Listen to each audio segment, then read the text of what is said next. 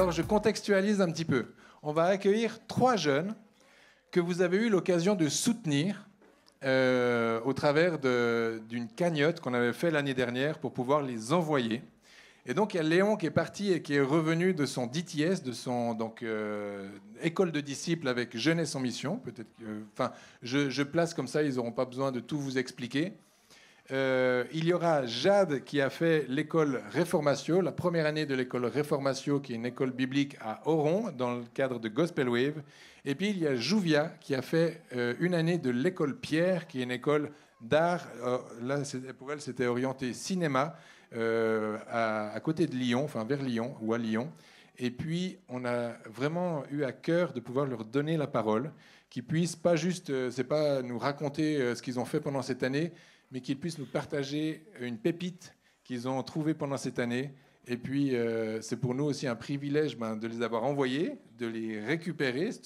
Leur année n'est pas finie forcément, mais en tout cas de pouvoir déjà être au bénéfice. Et je vous donne un scoop.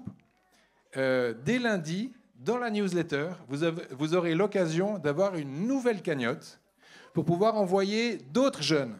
Alors, on ne les a pas tous identifiés, mais on sait d'ores et déjà qu'il y aura Lucille qui était là au piano, qui va certainement partir, je ne sais pas si c'est 100% officiel, mais qui va certainement partir aussi pour faire l'école Pierre. Donc si on pouvait l'encourager, ce serait génial. On aura Alexandra qui va partir certainement à Jeunesse en Mission Kona, donc c'est Hawaï. Alors bon, forcément, quand on dit ouais, on va l'envoyer à Hawaï, mais oui, on va l'envoyer à Hawaï, donc vous allez pouvoir semer aussi. Et puis, il y a une troisième personne qui m'a... vous aurez... Mais d'ailleurs, pour l'instant, c'est pas des dons dirigés. C'était Samuel. Pardon, voilà, c'est pour Samuel qui est à Lyon. C'est une famille qui vivent l'église ici. Ils habitent à Lyon, mais c'est leur église locale. Ils sont tout le temps en ligne. Et puis, ils envoient leurs jeunes aussi pour Réformatio. Donc, en tout cas, c'est les 3 personnes qu'on a vues. C'est pas calé. Ils n'ont pas des inscriptions. Mais on aimerait pouvoir encore en envoyer d'autres. Donc, on aimerait vraiment que l'Église puisse être généreuse pour pouvoir les envoyer. L'année dernière, on a vraiment pu les envoyer avec, je ne sais plus combien, comptable. 12 000 € pour envoyer les 4. Donc, c'était juste fabuleux. Donc, cette année, on verra. OK. Donc, merci d'applaudir chaleureusement Léon Duby. Mon fils. Wow, mon fils. Ça, c'est la fierté du papa. Allez, fiston. Pas de pression. Hein. Bonjour. Bonsoir. Allez, 19h30, bonsoir. Alors, 7 minutes, magnifique. Alors, comment on vous a dit, donc moi je suis parti faire un DTS en Californie avec l'organisation qui s'appelle Circle Riders, qui font partie de Jeunesse en Mission. Et donc je suis parti 6 mois. Je suis parti là-bas, donc 3 mois en Californie, et puis je suis parti 3 mois en Afrique du Sud, là où on nous a envoyés en mission. Et j'aimerais vous parler, pas de ce que j'ai fait là-bas, parce que si vous avez vu, j'ai fait une petite newsletter, vous avez pu voir un peu les témoignages sortant de là. Mais j'aimerais juste, donc on m'a dit 7 minutes, tiens, dis pas ce que tu veux, mais dis quelque chose, en tout cas. Et donc, moi, je vais vous parler de quelque chose que tout le monde connaît, c'est l'endroit, oui, Jésus, mais aussi d'autres choses, mais surtout Jésus. Mais alors, on nous a dit de choisir une image derrière. Alors, pour décrire ce dont je vais parler, on peut prendre plein d'images, mais du coup, c'était compliqué de choisir. J'ai trouvé ça. Bon, voilà. C'est l'endroit le plus connu dans la Bible.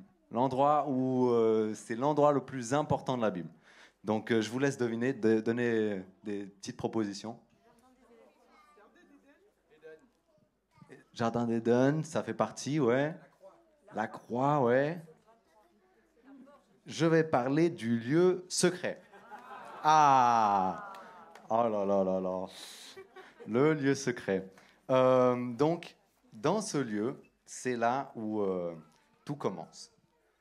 C'est là où on est en communion la plus pure avec notre Dieu.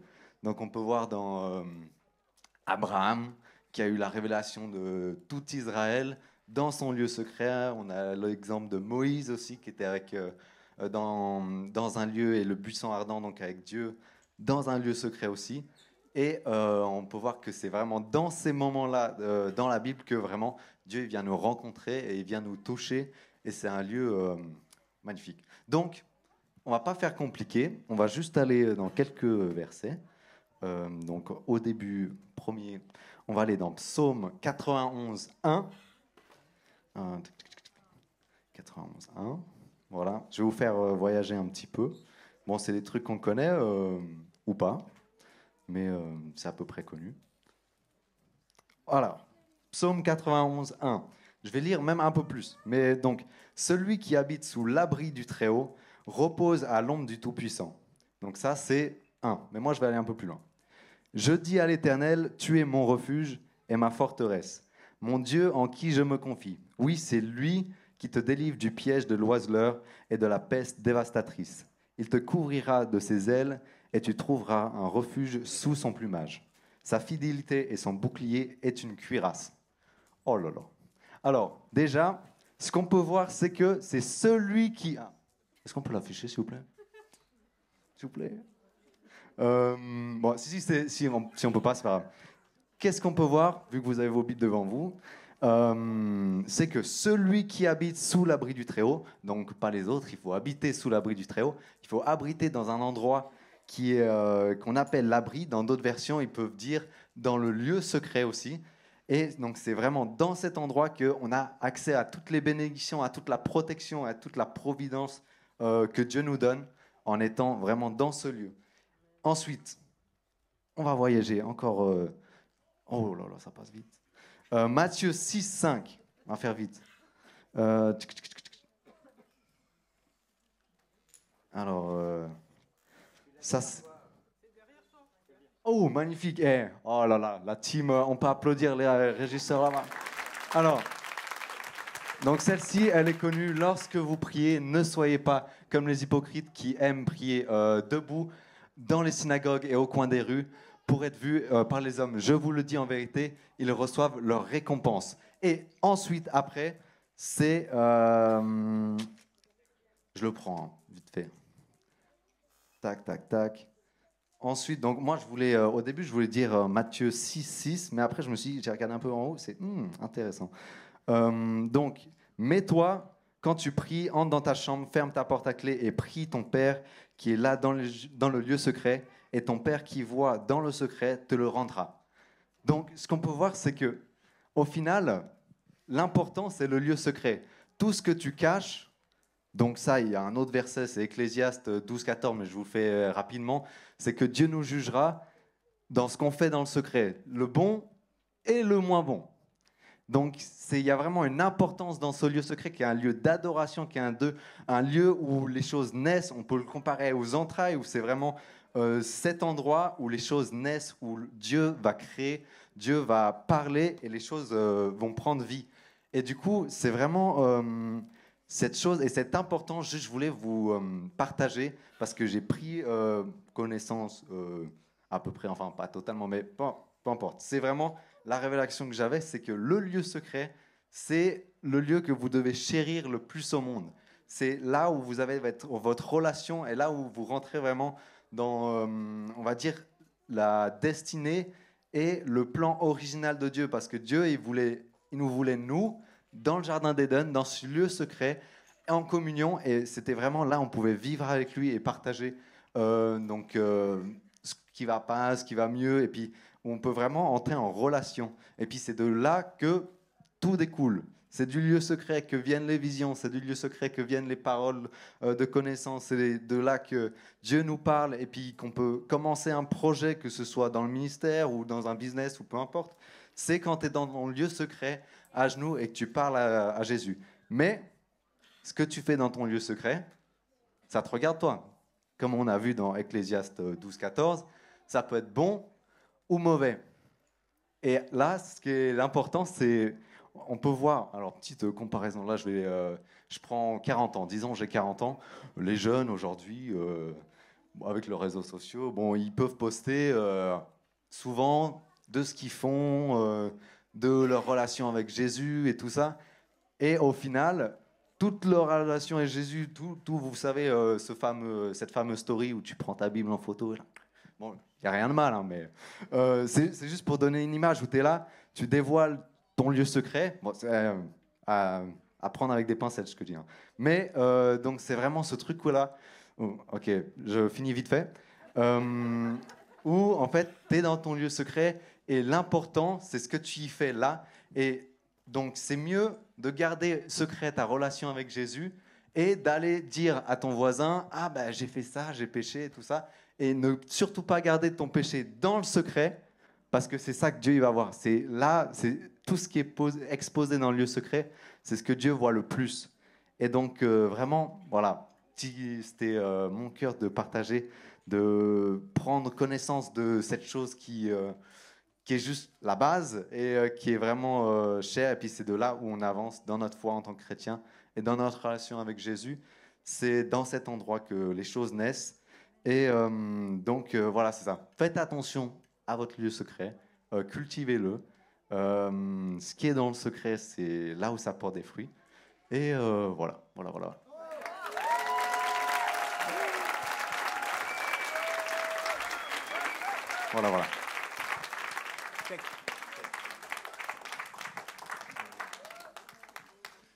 Bon, ben, je le vois pas parce que vu qu'il le fait dans le lieu secret, mais je suis content de savoir qu'il en a un.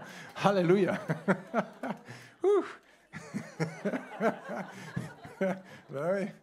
Mais bon, ben c'est mieux ainsi. Hein.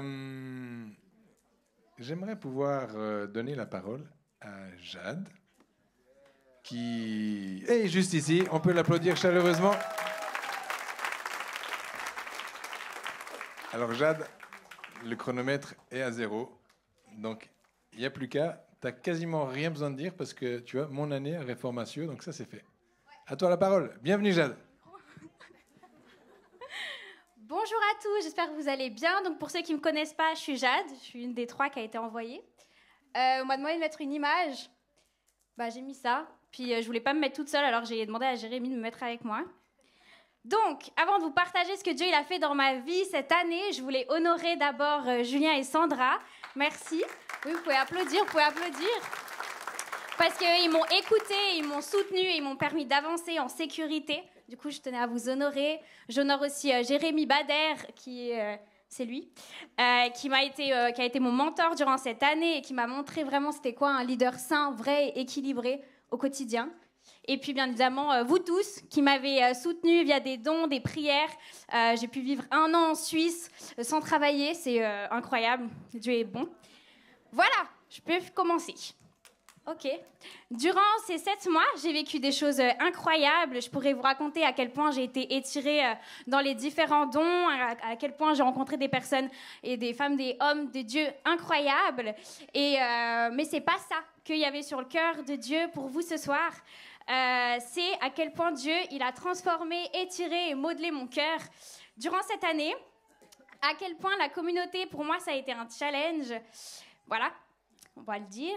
Je suis passée par le feu. Il y a eu des moments où je suis arrivée, où j'avais plus de force. Mais Dieu, il a toujours été là pour moi. Et ça, c'était trop bon. Lorsque j'ai commencé Réformatio, je suis arrivée, je pense, avec un peu d'orgueil, parce que je prétendais n'avoir rien à apprendre, ou du moins pas grand-chose, ou mis à part mon écoute de la voix de Dieu. Et je me suis pris un mur, honnêtement. Je pense que ma relation avec Dieu à ce moment-là, elle était instable. Ma compréhension de l'intimité, elle était biaisée. Et puis ma compréhension de la consécration, c'était ma compréhension. Je refusais toute forme de vulnérabilité, par exemple envers ma pasteur référente de Réformatio. C'était très compliqué nos rendez-vous parce que j'avais un refus total de m'ouvrir. Je restais dans le paraître ou dans le tout va bien. Donc j'ai été repris une première fois, puis une deuxième fois, mais j'ai continué sur mon chemin. J'espère que vous voyez un petit peu le chemin qui se découle. Dieu, pendant tout ce temps-là, il a été bon avec moi. Le Saint-Esprit se manifestait avec puissance. J'ai été l'assistante de Jérémy durant les revivals. Je suis rentrée dans l'équipe de louange, puis après dans l'équipe média. Et puis j'essayais aussi de gérer mes différents services au GCA. Jusqu'à ce que Début décembre, je chute. Mes blessures non guéries, elles laissent la porte à l'ennemi. Et puis, il en profite. Pour la première fois depuis septembre, je choisis d'être vulnérable. Je prends rendez-vous avec Jérémy. Et je lui partage tout. Je lui partage mes erreurs. Et je décide de me retirer de l'équipe de la louange. Il me demande de prévenir Julien. Ce que je fais, difficilement. Parce que pour un cœur orphelin, dans le contexte, dire à votre pasteur qui a cru en vous et qui vous a envoyé lui avouer vos fautes, ça déchire le cœur. Mais je l'ai fait. Et puis, je vais plus loin. Je prends ma classe et puis je décide de prendre le micro comme je vous fais là. Puis, je parle de mes erreurs et puis je fais cet acte de vulnérabilité qui m'a beaucoup aidée parce que du coup, j'ai goûté à la grâce de Dieu par mes leaders. Mais surtout, j'ai pu avoir une dimension de Dieu, à quel point il était bon. Après, bien évidemment, ça a changé. En janvier, il y a un switch qui s'est passé. Je pense qu'il y a eu un électrochoc. Puis je décide de prendre rendez-vous avec ma nouvelle pasteur référente, avec qui je décide de mettre en place un rendez-vous par semaine et puis de pouvoir lui ouvrir mon cœur. J'ai un carnet dans lequel je note mes processus, mes défauts, mes qualités aussi. Mais je décide de lui en faire part, puis de lui dire « Ok, moi, je suis Jade, j'ai tout ça à guérir. » Puis je suis OK d'avoir un rendez-vous une fois par semaine avec toi et d'être vulnérable, puis de t'ouvrir mon cœur. Ensuite, il y a ma compréhension de l'intimité avec Dieu qui a été renouvelée. Les demi-heures, elles sont devenues des heures. Puis ensuite, j'ai aussi eu cette compréhension de me dire que le Jésus que tout le monde parle, que tout le monde connaît, c'est pas seulement dans mon lieu secret, quand je vais prier, quand je vais louer ou quand je vais dire ma parole. C'est autant bien quand je vais faire mes courses ou quand je vais faire à manger que Jésus, il est là et que je dois honorer sa présence. En fait, je faisais plus les choses par devoir, mais je faisais les choses parce que je l'aimais, j'aimais Jésus, et que c'était vraiment devenu mon meilleur ami et mon époux, puis ça l'est toujours. Hein. Ma foi, elle a été construite petit à petit sur des bases qui étaient solides, et que maintenant, aujourd'hui, je peux le dire, que rien peut ébranler. J'ai eu des profondes discussions avec Jésus sur ce qui devait changer en moi, et jour après jour, ce carnet de processus rempli de processus, du coup, il a commencé à diminuer de plus en plus, et voilà. Donc, si je devais faire un résumé, il me reste 2 minutes. Depuis janvier, Dieu il m'a radicalement changé. Je pourrais plus revenir en arrière. Il m'a fait comprendre ce que c'était d'être plongée dans son amour pendant une période. Je me levais tous les matins avec les larmes aux yeux parce que je me disais, mais en fait, waouh, Jésus, c'est seulement parce que tu m'aimes que je peux te dire que je t'aime. Et ça, c'était une des plus belles révélations que j'ai eues, d'être plongée dans l'amour de Dieu qui vient vous transporter le cœur. Enfin, c'était waouh, incroyable. Je t'aime, Jésus. Et il m'a fait comprendre aussi que j'avais de la valeur, pas par mes actes, mais parce que lui, il m'avait choisi. Il m'avait fait passer par le feu, mais je crois que tout ce qu'il a fait passer par le feu dans ma vie, ça a été consumé pour sa gloire et pour qu'il puisse démontrer sa puissance. Puis il m'a appris à me réjouir dans les tempêtes, parce que ça n'a pas toujours été facile. Ce serait trop court de vous résumer ce qui s'est passé pendant 8 mois en 1 minute. Mais je crois fermement que j'ai rencontré Jésus et ça a été incroyable. Je crois que l'amour que je ressens envers lui, il est plus seulement en surface. Il est devenu tellement ancré et profond dans ma vie qu'il a chassé toute peur. Et maintenant, moi, je peux dire que Jésus, je vais le suivre toute ma vie puis que je me soumettrai à sa parole. Je suis plus une fille qui cherche mon identité dans les autres ou dans le regard des autres, mais je cherche mon identité dans le regard de Jésus et c'est magnifique. Puis, une dernière chose, il y a ma compréhension aussi de mon appel qui a été changé. Parce que moi, je pense que oui, dans cette salle, il y en a, vous êtes appelés à aller faire une école comme École Pierre ou un DTS ou Réformatio. C'est vrai. Mais moi, je pense aussi qu'on est chacun appelé dans les sphères dans lesquelles Dieu nous appelle. Je pense qu'on a besoin de gens qui se lèvent dans les différentes sphères de la société, dans les économies, dans l'éducation, dans les médias, peu importe. Et moi, je pense qu'on a besoin de la vérité, de la puissance de qui est Jésus pour venir bouleverser toutes les sphères de la société. Et voilà, moi je pense que Dieu il a un appel précis pour ma vie, puis que j'ai dit oui, puis que ça a été le oui qui m'a le plus coûté, mais c'est le oui le plus magnifique de ma vie. Voilà, tout pile.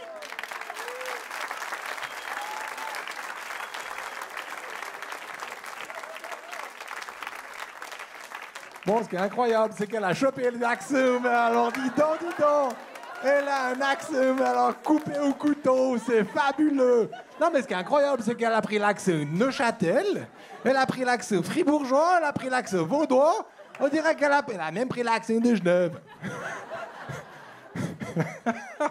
Ça, c'est le métissage. Reste pas trop longtemps quand même là-bas. C'est énorme, c'est fabuleux. Bon. On va voir si Jouvia a pris l'accent de Lyon. Donc on peut... Merci beaucoup Jade, en tout cas on peut l'applaudir chaleureusement. Et Jouvia, où es-tu? On peut applaudir chaleureusement Jouvia, elle est là. Bon, alors, tu n'as pas envoyé de visuel. Tu n'as pas d'excuses, vraiment. C'est pas grave. Mais regarde, il y a un joli visuel pour toi. Oui, sois le bienvenu. Trop bien. Merci beaucoup. Bonjour. Bonsoir, encore une fois. Comment ça va après ces deux beaux témoignages? Moi, je suis un peu stressée. Mais c'est trop beau de pouvoir être ici avec vous. Il y a beaucoup de visages qui ne me connaissent pas, je pense, comme je ne les connais pas, parce que ça fait 1 an que je suis pas trop là. Mais du coup, oui, moi c'est Jouvia. Je suis allée à l'école Pierre cette année, une école créative pour apprendre à se former de façon très technique, je pense, pour mettre tous nos dons au service de l'Église avec un grand E. Ce que je vais venir partager ce soir, c'est vraiment mon cœur. Je pense que ce n'est pas un gros enseignement pour vous dire ce qu'il faut faire, mais vraiment, j'aimerais bien témoigner comment Dieu il a transformé mon cœur cette année par rapport à quelque chose de particulier. Moi, j'ai 18 ans. C'est la première année où je suis partie de chez mes parents cette année. Et donc, du coup, ça a été une année semée de défis, en fait, de défis d'adaptation. Je sors du lycée, voilà, la vie avec les parents, c'est toute une aventure, toute une découverte. Et puis, je suis arrivée à l'école Pierre, je pense, avec aussi un peu d'orgueil. Je pense à un grand cœur pour Jésus parce que j'ai envie d'apprendre, j'ai envie de partager, mais quand même avec un peu d'orgueil et je m'en rendais pas compte. Et donc du coup, un des deals avec Jésus que j'ai fait, c'est ok Seigneur, je te donne cette année pour me former, mais tu apportes la provision dans ma vie parce que c'est pas comme ça qu'on paye une école et c'est pas comme ça du jour au lendemain qu'on peut à la fois travailler et aller dans une école qui demande autant d'engagement. Et il m'a dit ok, mais je veux que du coup tu serves là où je t'envoie. Et je fais ok, bah tranquille, facile. Genre servir dans l'église, en vrai, j'ai servi à la louange ici, j'ai servi un peu dans l'équipe de régie vidéo. Le service, ça me pose pas de problème. Et donc j'arrive à l'école Pierre. Il faut savoir que l'école Pierre, c'est une école œcuménique. C'est-à-dire qu'il y a des protestants qui viennent de un peu partout en France et aussi ailleurs. Et il y a aussi des catholiques. Et ça a été un gros défi pour moi parce que moi, je suis arrivée et je me suis dit, oh, les catholiques, qu'est-ce qu'ils vont nous faire faire? Ça veut dire que les temps de prière du matin, va falloir quoi? Va falloir prier la Vierge? Non, bizarre. Et en fait, non. Et donc, je suis arrivée avec plein de préjugés. Je me suis dit, mais Seigneur, comment est-ce que tu veux que je sois humble là-bas? Parce qu'en fait, ils sont perdus, ils sont aveugles. Et puis moi, je vois tout. Moi, j'ai la vérité. Je sais que j'ai une relation avec toi. Je sais que tu me parles. Waouh. Beaucoup d'orgueil. Et puis, je pense que Dieu, il a laissé un peu ça en suspens. Il m'a laissé apprendre à connaître mes fantastiques colocataires, qui sont à la fois catholiques et protestants. Je vous aime. Et donc, plein de questionnements comme ça. Et puis, vient le temps où je dois choisir un peu dans quelle église je vais essayer de me rattacher sur Lyon. Et donc, je visite. J'ai la chance de visiter Hillsong à Lyon. J'ai la chance de visiter SOS, l'église de Matt et de Sarah Marvan. Et j'ai la chance de visiter l'église Lyon-Centre, Sainte-Blandine, l'église catholique qui est en lien avec l'école Pierre. Et là, je fais « Ok, Seigneur, tu veux que j'aille où ?» Et il me dit « Je veux que tu ailles servir les catholiques. » Quoi? Non. Je vais devoir servir pendant qu'il y a des Ave Maria, je vais devoir servir pendant la litanie des saints et je ne sais trop quoi. Et Seigneur Jésus, pourquoi? Et non, je veux que tu ailles te mettre au service des catholiques. Je veux que tu ailles apprendre à les connaître. Et je veux que tu apprennes aussi au travers d'eux, parce que tu as des choses à apprendre d'eux. Et moi, j'étais là, oh Seigneur, vraiment. Je veux dire, en vrai, ça marche bien entre nous, non? On a une bonne relation. Qu'est-ce que je pourrais avoir à apprendre d'eux? Et bien, beaucoup de choses, en fait. Beaucoup de choses. J'ai appris des très belles choses cette année. Et je pense le plus gros truc que j'ai appris, c'est l'humilité. Donc, se mettre en posture humble envers Dieu et envers les autres aussi. Qu'est-ce qu'on peut apprendre avec les autres? Et du coup, je vais raconter un petit épisode qui m'est arrivé récemment par rapport à toute cette dynamique dans laquelle je me suis lancée cette année. Récemment, j'ai été contactée par quelqu'un du réseau, du coup, de l'école Pierre, qui m'a dit, écoute, Juvia, on a besoin de toi pour te mettre dans un des services sur le tournage d'un clip pour une session de worship. Donc je fais, ok, trop bien, j'y vais. Et la nuit juste avant, on avait eu une fin de semaine très chargée et j'ai pu avoir le privilège de m'inscrire à faire une nuit de louanges non-stop, louanges et intercession prière, avec une communauté catholique, œcuménique aussi, mais catholique, où on a pu vivre des moments très forts de prière avec plein de gens qui sont venus. C'était tellement beau, il y avait beaucoup de jeunes. Et donc, je dors pas cette nuit-là. Je vis mon temps de prière et c'est trop beau. Et j'arrive sur ce tournage épuisée. Et je commence à discuter. Oh, il n'y a plus beaucoup de temps. Je commence à discuter avec un gars qui est là pour servir aussi. Et donc, on engage la conversation. Je lui demande dans quelle église il est. Il me dit qu'il est dans une des églises protestantes. Il me dit, et toi, t'es où? Et moi, je dis, écoute, moi, cette année, le Seigneur m'a mis à cœur de servir les catholiques. Donc, voilà, sacré défi, mais c'est comme ça. Et j'apprends plein de choses d'eux. Il me fait, quoi? Alors là, ça m'étonnerait, hein. Franchement, comment est-ce que Dieu il peut t'envoyer dans un endroit qui n'est pas sa maison? Waouh! Moi, j'ai pas dormi de la nuit. Je ne comprends pas si c'est vrai ce qu'il dit ou si c'est une blague. Du coup, je suis là, mais t'es sérieux et tout? Et je commence à me défendre un peu. Et en fait, je suis blessée dans mon ego un peu. Je suis là, mais en fait, Dieu, il m'a demandé. Et là, Dieu m'a demandé de servir les cathos. Et là, il y a ce gars qui vient, qui sort de nulle part, qui vient remettre en question ma foi. Et je tremble, je pars, je pleure, bref. Je prie et je demande pardon au Seigneur. Et en fait, juste, Dieu il me dit, mais en fait, là, tu vois, t'es blessé. Mais cet homme, il incarne exactement la position dans laquelle tu es arrivé en septembre. Oh non. Pardon, Seigneur. Et donc, c'est c'est un petit témoignage, mais ces contextes, est-ce que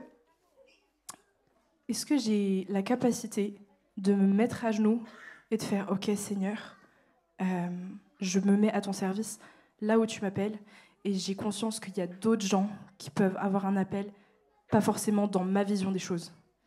Et donc, j'ai pu vraiment demander pardon au Seigneur. J'ai pu aller voir des amis à moi, mes colocataires, certains amis qui sont là-bas sur Lyon, et puis aussi dire « Waouh, mais j'ai été blessée, mais je me rends compte que c'était pareil, j'avais la même attitude et je suis désolée. » Donc voilà, je pense que Dieu il a transformé mon cœur cette année et je suis tellement reconnaissante pour ça. C'était mon petit partage de cette année. Je me rends compte que je suis bien immergée dans cet univers pour l'instant. C'est-à-dire que je sers. J'avais donné 1 an à Dieu pour servir aussi à Sainte-Blandine. Donc l'année prochaine, je vais chercher une autre église. Enfin, je vais demander à Dieu où est-ce qu'il m'amène. Mais c'est tellement beau de voir que Dieu, il agit dans plein de sphères. Dieu, il agit avec les protestants, il agit avec nous, il agit aussi avec les catholiques. Cette année, il y a eu 17 800 baptêmes adultes et adolescents dans l'église catholique. Et encore plus, autant, je pense, dans l'église protestante, mais c'est juste tellement beau de voir comment Dieu, il agit dans sa maison. Donc voilà, je suis tellement reconnaissante pour ça. Il y a aussi des catholiques qui ont lancé la première marche pour Jésus à Lyon le 24 mai. Et je suis tellement reconnaissante d'être dans ce mouvement, mais juste, voilà, je suis venue pour vous partager mon cœur par rapport à ça. Et je suis reconnaissante d'avoir pu vivre cette année aussi grâce à vous, qui m'a sorti de ma zone de confort et qui m'a transformée dans quelque chose de plus aligné avec ce que Dieu voulait pour moi cette année.